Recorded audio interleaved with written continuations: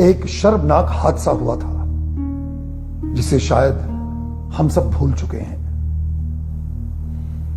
महाराष्ट्र के पालघर डिस्ट्रिक्ट में जूना अखाड़ा के दो 70 और 40 वर्ष के वृद्ध संतों का बेरहमी से 100-200 लोगों ने मिलकर नरसंहार किया था।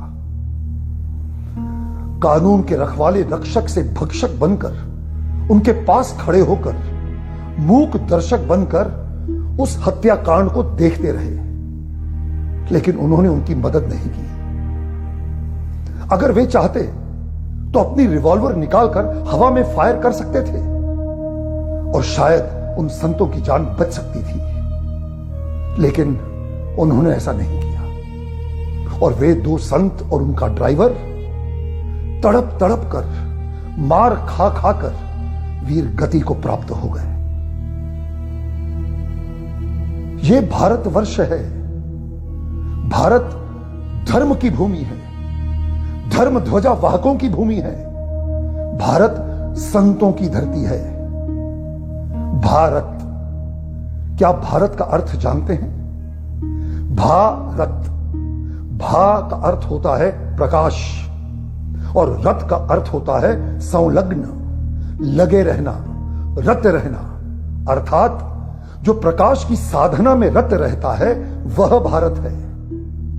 और यही ऋषि मुनि, ये संत, ये सन्यासी, ये यति, ये तपस्वी, ये बैरागी ज्ञान और प्रकाश की साधना में रत रहते हैं। इसीलिए ये भारत का प्रतीक हैं। ये अंधकार में डूबे लोगों का मार्गदर्शन करते हैं। यही संत समाज पूरे विश्व को सनातन धर्म का अर्थ समझाता है। वसुधैव कुटुंबकम और सर्वधर्म समभाव का ज्ञान बांटता है। धर्म निरपेक्ष रहना सिखाता है। मनुर्भव, मनुष्य बनना सिखाता है।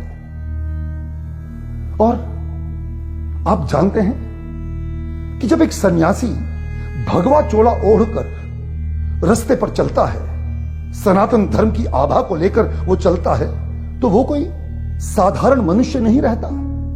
वो ईश्वर का विग्रह बन जाता है, वो तीर्थ बन जाता है, वो धर्म ग्रंथ बन जाता है। और वैसे ही संतों के साथ ऐसा दुर्व्यवहार, ऐसा जघन्य अपराध, ऐसा अत्याचार, मुझे तो सबसे ज्यादा दुख इस बात का है कि हमारे ये जो रिच एंड फेमस लोग हैं, जो हर बात पर विशेष टिप्पणी करते हैं, कमेंट पास करते हैं, इनमें से किसी ने भी उस हत्याकांड की खिलाफत नहीं की। अरे आवाज उठाना तो दूर, बात तक नहीं की।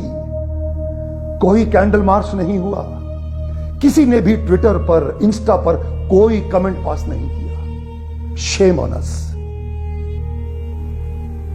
आज मेरा मन बहुत ही व्याकुल और व्यथित है।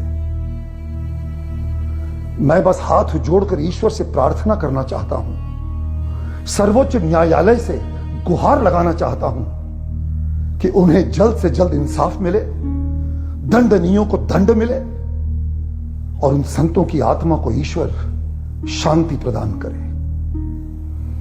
जय भारत, जय भारती, जय संत समाज, जय सनातन धर्म।